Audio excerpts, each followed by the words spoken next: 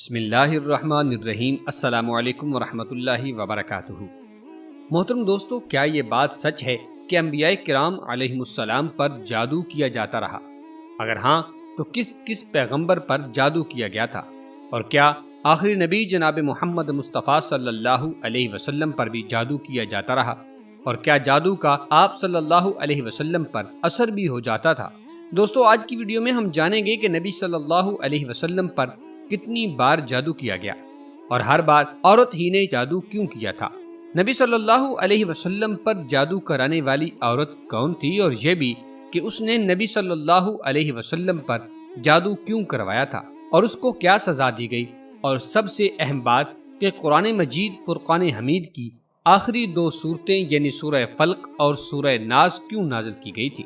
دوستو، ان تمام تر معلومات سے پہلے یہ جاننا ضروری ہے کہ جادو کیا ہے اور کیسا عمل ہے۔ دوستو، جادو کے لیے عربی زبان میں سحر کا لفظ استعمال ہوتا ہے۔ علماء شریعت نے سحر کی جو تشریح و تعریف بیان کی ہے، مختصر طور پر اس کو بیان کرتے ہیں۔ سحر کسی چیز کو اس کی حقیقت سے پھیر دینے کا نام ہے۔ دوستو، سحر ایک ایسا علم جو تندرستی کو بیماری میں بدل دیتا ہے، باطل کو حق کی شکل میں پیش کرنے کا نام جادو ہے۔ دوستو، یاد رہے کہ دین اسلام میں جادو سیکھنا اور جادو کرنا دونوں کو کفر قرار دیا گیا ہے، اس لیے جو کوئی بھی جادو کرتا ہو اس کے لیے شریعت میں بہت سخت سزا رکھی گئی ہے۔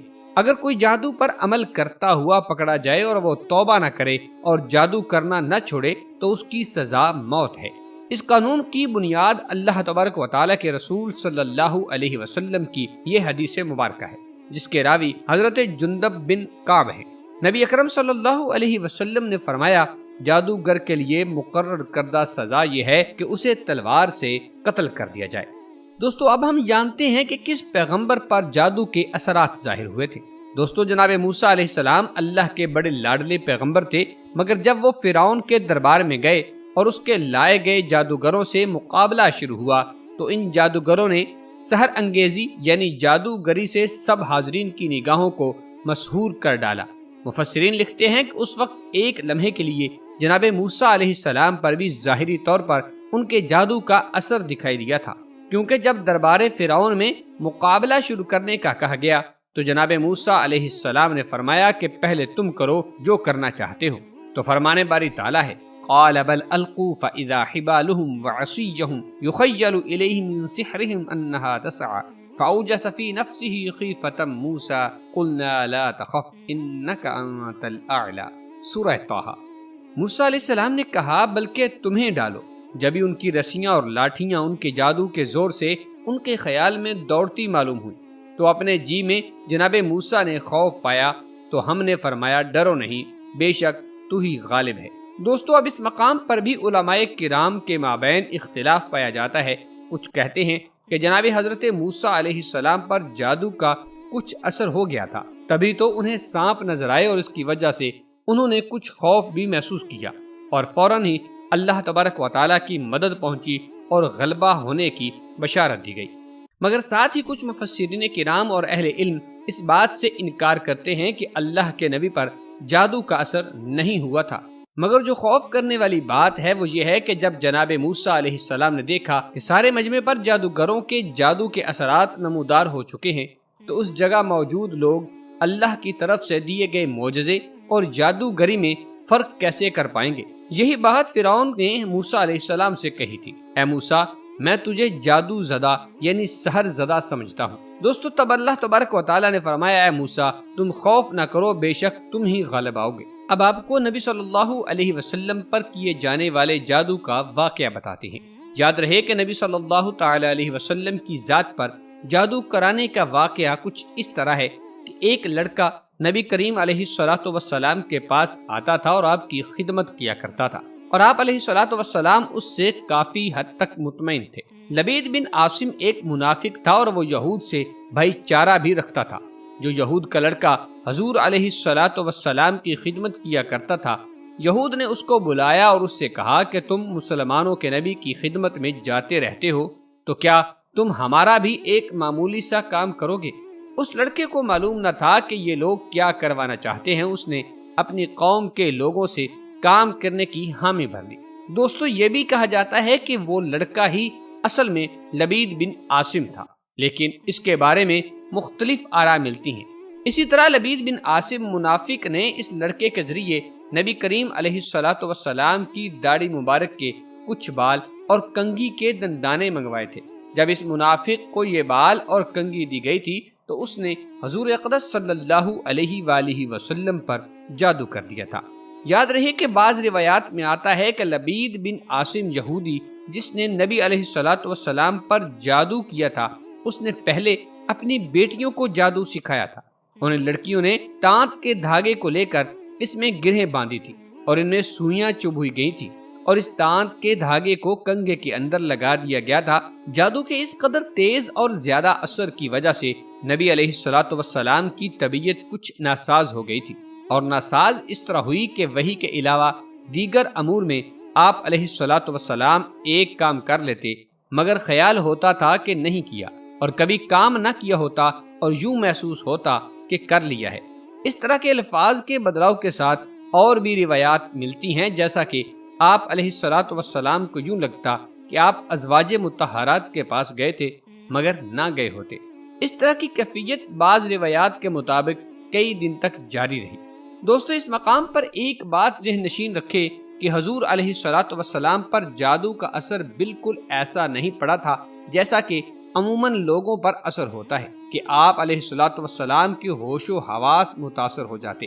محض اتنا اثر پڑا تھا کہ آپ علیہ الصلوۃ والسلام بیمار سے ہو گئے تھے، مگر اس جادو کے اثر سے فریضہ نبوت کی ادائیگی میں کسی طرح کا کوئی خلل نہیں پڑا تھا۔ ایک دن حضور علیہ الصلوۃ والسلام نے حضرت عائشہ صدیقہ رضی اللہ تعالی عنہا سے فرمایا کہ مجھے جو تکلیف چل رہی ہے اس کے بارے میں اللہ تبارک و تعالی نے مجھے خواب میں اس کا اصل سبب بتا دیا ہے۔ میں نے خواب میں دیکھا کہ 2 فرشتے آتے ہیں اور ایک فرشتہ میرے سرہانے والی طرف اور دوسرا میرے پاؤں والی طرف بیٹھ جاتا ہے۔ انہوں نے آپس میں گفتگو شروع کی۔ ایک فرشتے نے کہا کہ ان صاحب کو کیا ہوا ہے؟ دوسرے فرشتے نے جواب دیا کہ ان پر کسی نے جادو کر دیا ہے۔ پہلے فرشتے نے پوچھا کہ وہ کون ہے جس نے جادو کیا؟ دوسرے نے جواب دیا لبید بن عاصم کے نام سے ایک یہودی ہے، اس نے جادو کیا ہے۔ پھر پہلے فرشتے نے سوال کیا کہ اس نے جادو کس چیز میں کیا ہے اور کہاں کیا؟ فرشتے نے جواب دیا کہ کنگھے کے ذریعے جادو کیا ہے، اور کنگھا کرتے وقت کنگھے کے اندر جو بال آ جاتے ہیں ان بالوں کا بھی استعمال کیا گیا ہے۔ دوستو حضور علیہ الصلوۃ والسلام یہ خواب حضرت ام المومنین عائشہ صدیقہ رضی اللہ تعالی عنہ کو سنا رہے تھے۔ حضور فرماتے ہیں کہ پھر پہلے فرشتے نے پوچھا کہ وہ کنگھا کہاں ہے؟ جواب دیا گیا کہ قبیلہ بنو زریق کا ایک کنواں ہے جسے بیر زروان کے نام سے جانا جاتا ہے، وہاں پر اس نے جادو کے کلمات پڑھا کر نر کھجور کے درخت کی چھال کے اندر پتھر کی چٹان تلے دفن کر دیے ہیں۔ یاد رہے کہ یہ ساری تفصیلات نبی کریم علیہ الصلوۃ والسلام کو ان فرشتوں کے ذریعے بتا دی گئی تھی۔ جب حضور علیہ الصلوۃ والسلام بیدار ہوئے تو حضرت عائشہ سے آپ نے فرمایا کہ اللہ تبارک و تعالیٰ نے میری اس تکلیف کے بارے میں مجھے ساری تفصیل بتا دی ہے۔ ناظرین گرامی، نبی کریم علیہ الصلوۃ والسلام خود اس کنویں کے پاس تشریف لے گئے اور آپ علیہ الصلوۃ والسلام نے ایک روایت کے مطابق سیدنا علی رضی اللہ تعالی عنہ کو بھیجا تو انہوں نے دیکھا کہ پانی زرد ہو چکا تھا۔ پھر انہوں نے سحر زدہ رسی نکال لی اور واپس آئے، اور جب حضرت عائشہ صدیقہ رضی اللہ تعالی عنہ کے پاس دوبارہ پلٹے تو فرمایا اللہ کی قسم اس کا پانی تو مہندی سے نچوڑے ہوئے پانی کی طرح تھا، اور وہاں کے کھجور کے درخت شیطان کے سر کی طرح نظر آتے تھے۔ وہاں سے وہ کنگھا بھی برآمد ہوا، کنگھے کے اندر جو بال تھے وہ بھی برآمد ہو چکے تھے۔ دوستو راوی کا بیان ہے کہ آپ علیہ الصلوۃ والسلام نے جب وہ چیزیں نکلوائیں تو جناب عائشہ صدیقہ رضی اللہ تعالی عنہا فرماتی ہیں کہ میں نے کہا کہ آپ علیہ الصلوۃ والسلام نے اس کا اعلان کیوں نہیں فرمایا؟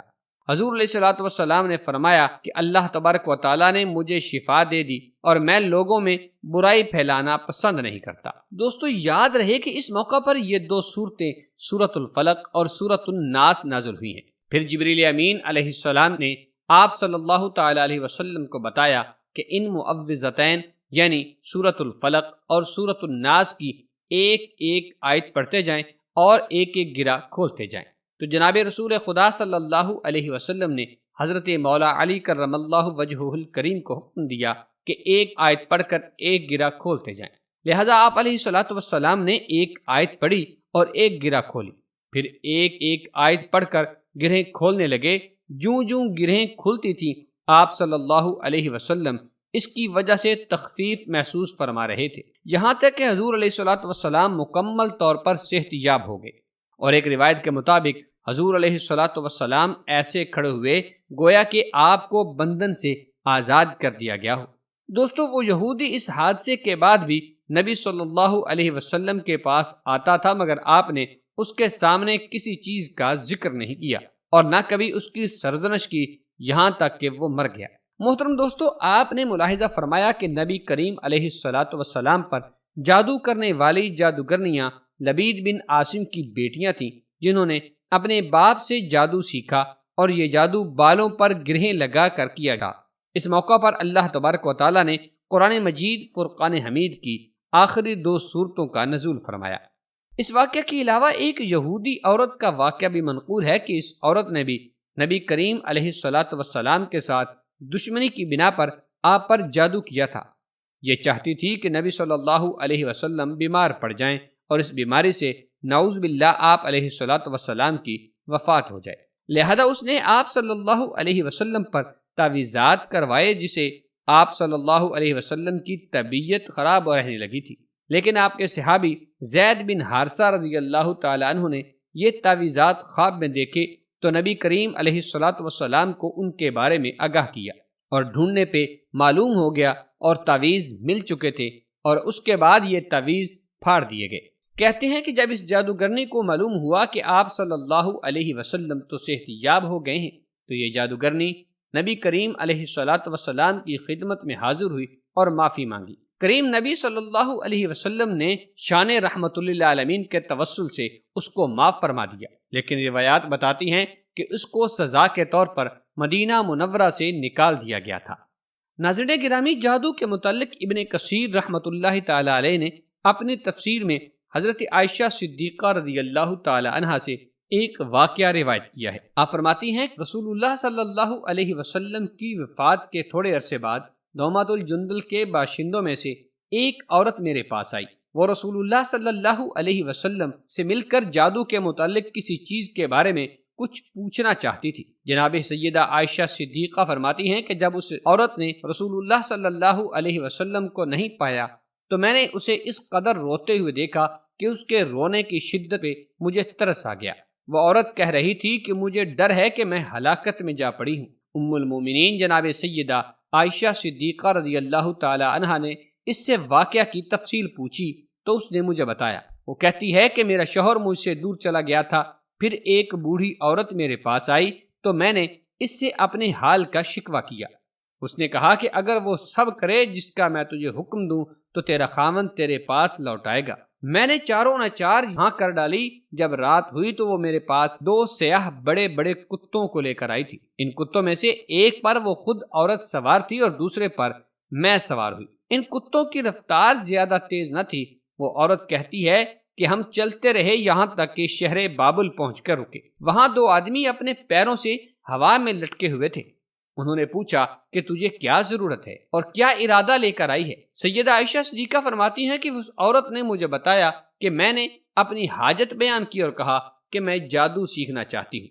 انہوں نے کہا بے شک ہم آزمائش میں ہیں، لہذا تو کفر نہ کر اور واپس لوٹ جا۔ میں نے انکار کیا اور کہا کہ میں نہیں لوٹوں گی۔ انہوں نے کہا تو اس تندور میں جا کر پیشاب کر۔ وہ عورت کہتی ہے کہ میں وہاں تک گئی تو صحیح، لیکن کانپ اٹھی، میں خوف زدہ ہوئی اور پیشاب نہ کر سکی، اور یوں ہی ان دونوں کے پاس لوٹ آئی تھی۔ انہوں نے مجھ سے پوچھا کیا تو نے پیشاب کیا؟ میں نے جواب دیا ہاں۔ انہوں نے پوچھا کیا تو نے کوئی چیز دیکھی؟ میں نے جواب دیا میں نے کچھ نہیں دیکھا۔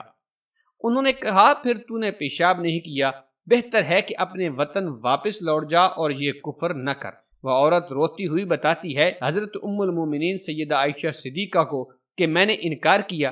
انہوں نے پھر کہا کہ اس تندور میں جا اور وہاں پیشاب کر۔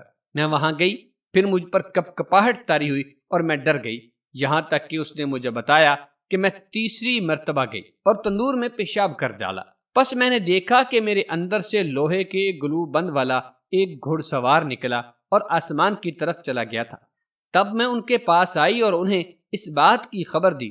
انہوں نے کہا، تو نے سچ کہا، یہ تیرا ایمان تھا جو تیرے اندر سے نکل چکا ہے، اب تو لوٹ جا۔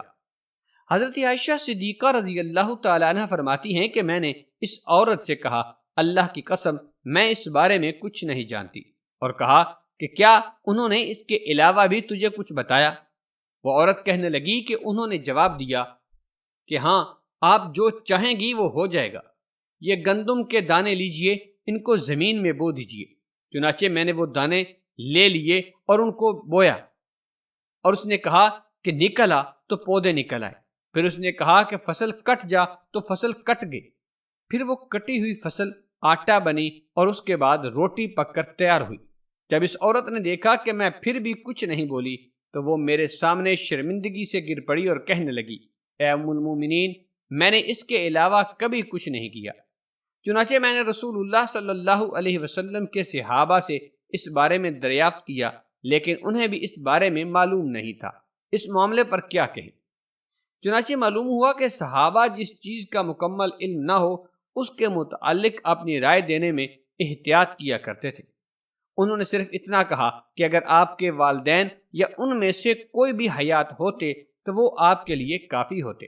دوستو، اس بات سے یہ معلوم ہوتا ہے کہ جادو سیکھنا اور جادو کرنا انتہائی غلط اور کفر کی طرف لے جانے والا عمل ہے، اور اللہ تبارک و تعالیٰ سے دعا ہے کہ ہمیں اس جادو کے کرنے اور جادو سیکھنے سے محفوظ فرمائے۔ ناظرین گرامی، جہاں تک بات ہے جناب رسول خدا صلی اللہ علیہ وسلم پر جادو ہونے کی، تو اہل علم کے نزدیک یہ ایک اختلافی موضوع ہے۔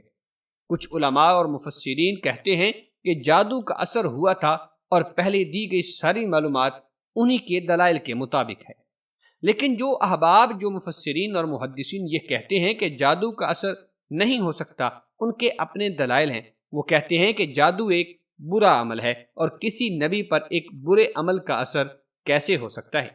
بہرحال اللہ تبارک و تعالیٰ ہی بہتر جانتا ہے۔ اللہ پاک ہم سب کو دین اسلام کو سمجھنے اور سمجھ کر عمل کرنے کی توفیق عطا فرمائے۔ آمین ثم آمین۔